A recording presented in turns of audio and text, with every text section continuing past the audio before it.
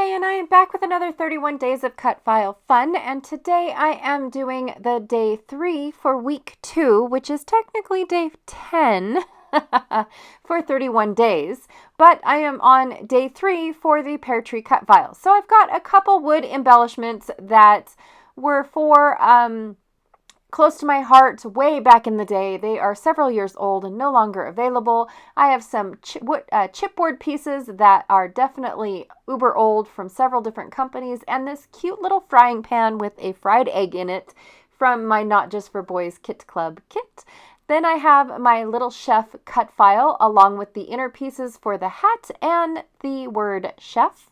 And I've got a wood grain piece because today is Wednesday and we are going to work with wood grain Wednesday, but I also have a larger piece of wood grain.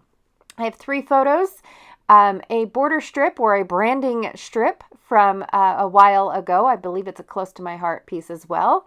And then this Kaisercraft 6.5 by 6.5 paper. And then from the Paper House collection Delish, I picked out this piece of paper as well. And I like both sides, so I will be ending up using both sides.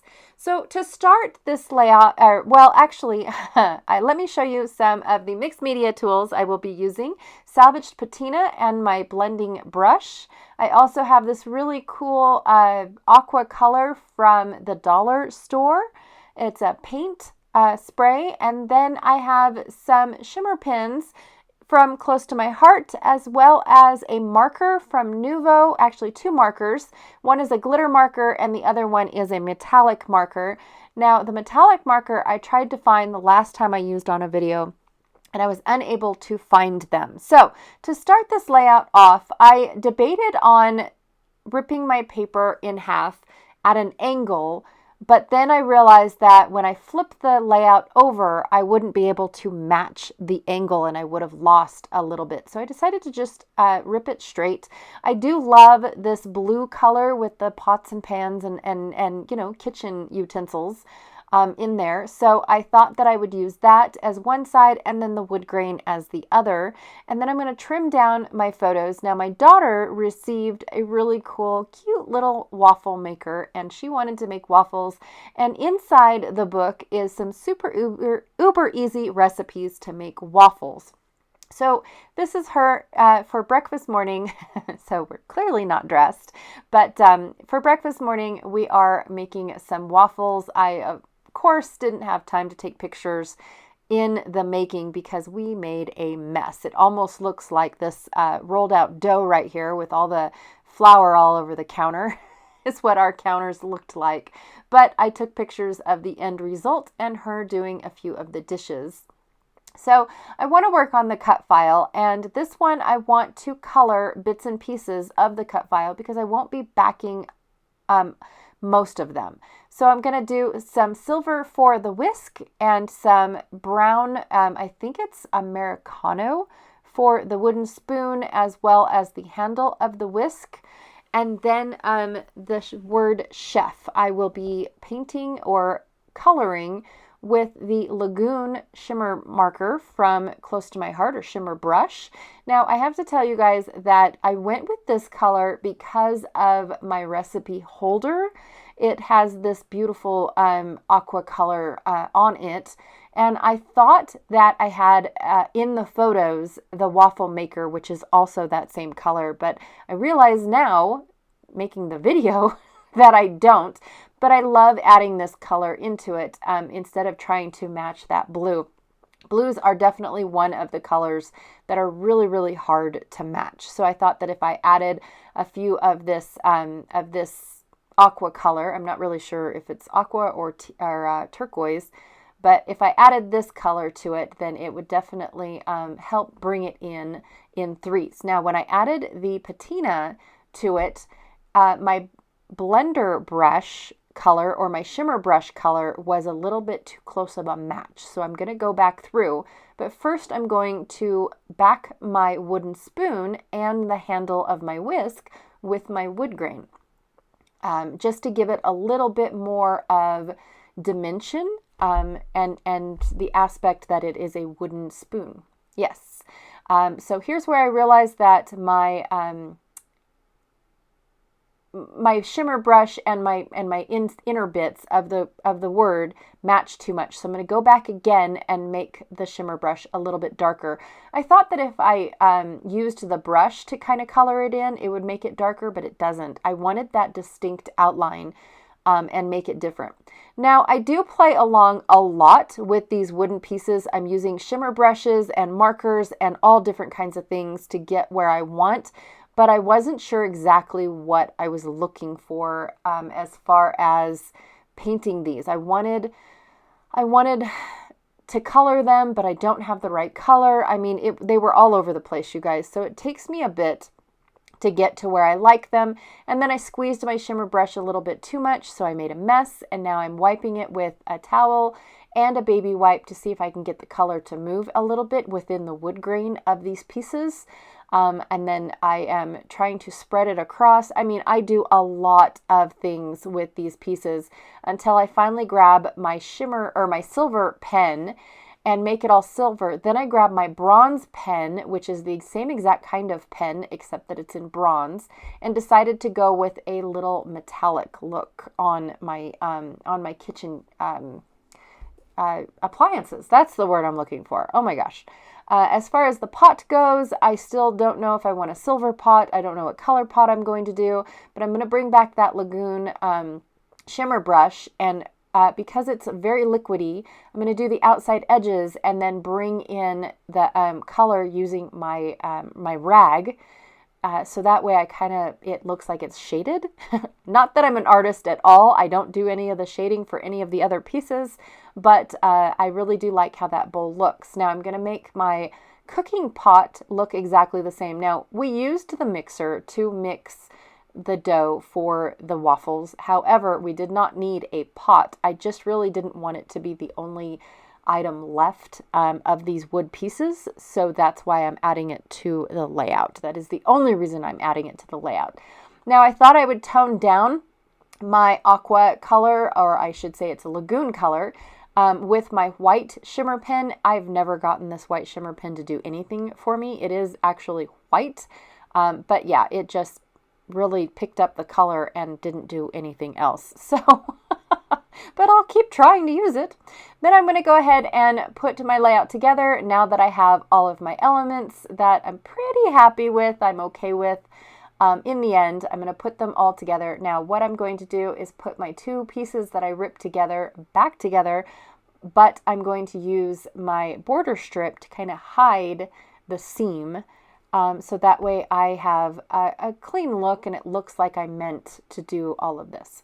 So I'm going to put this layout together with washi tape, but then when I start gluing everything down on the right side, it actually will help hold the whole layout together once I am done adding all of these elements. But right now I'm just going to glue it together with washi tape, or adhere it together with washi tape. So I really love how it looks. However, when I start adding all of my elements to the layout, I realize I'm covering up most of my wood grain once I add this photo on. So I'm going to take it apart and flip my wood grain piece around so the wood grain is on the outside and the darker shaded color or shaded portion of the paper is on the other side. So I love that a lot more. Oh my gosh, it is just meant to be. So I'm going to go ahead and put all of my pieces down. This is a super simple, quick layout. The title piece, the cut file, is the main element. I just brought in all the other pieces to help tell the story. I don't really need a journaling spot. You guys, I'm not a huge journaler. I get questions about that all the time. I am not a big journaler. If I have a story to tell, it usually goes on the back side of my layout because my handwriting is atrocious. I have to tell you, they stopped teaching handwriting skills in school because it's all computer generated now. And my generation was one of those that started bringing in the typewriter, and it was a class you had to take, and that sort of thing. And so they really don't teach handwriting anymore in school. Past third grade, it's pretty much all computer work, and it's disappointing to see how handwriting just is a thing of the past. And so my handwriting is definitely one of them. I try my hardest. I do write things down rather than type it all out. I really do try to improve my handwriting, but it's, come on, it's been 40 years. If it hasn't improved yet, it's probably not going to. So I do write very little on my layouts, on the front of them, but if I do have a story to tell, it is on the back. Little pieces like this, it is just, a fun photo to remember that this was our first time making waffles using the waffle maker. In all honesty, there's not much to be said, truthfully. Yes, I could write down teeny tiny little bits and pieces of, what happened and the messes that we made with the flour, and I could write all that down, definitely. Do I? Probably not. I don't wax poetic about anything on my layouts. They are just a creative outlet for me, and fun layouts for my children to look at. They don't even read them, you guys, to be honest. And that is probably because they are children, but maybe back in, later on in the years when they take the pages out, they will see the writing on the back. Who knows? But yes, I get questions all the time about where do I put my journaling? I have no plans for that. In all honesty, it might upset some people, but truth be told, yeah, I have no plans for journaling. It is just not something that has to have a huge spot, a huge appearance on my layouts. But that's me. That is the way that I do scrapbooking, and there are no rules in scrapbooking. So this is me. And this is what I want to do. I don't want to stress over where, all this journaling that's never going to happen is going to go. Yep. That's it. So the last few things that I am going to add to this layout are my wooden pieces, just to accent the title a little bit, because that's where I felt like they belonged because of the other utensils around the title. I hung up my little frying pan, which I think is adorable, and it only represents the fact that we are having breakfast. I'm going to finish this layout off with a few little splatters. I do end up getting a splatter on my mixer, but it just wipes up with a wipey, and does leave a little dark spot, but once it dries, I don't even notice it, to be honest. It's wet in the photo because I'm not allowing it to dry before I take pictures. But that's it. Yep, this is the layout. I absolutely love the accent of this blue color because of the little scroll work on my recipe holder. I love the blue in the background as well because of it adds to the plates, the paper plate that we decided to use, because that's how we get away from having so many dishes to do. Hey, what can I say? But anyways, thank you so much for hanging out with me today. I really, truly appreciate it.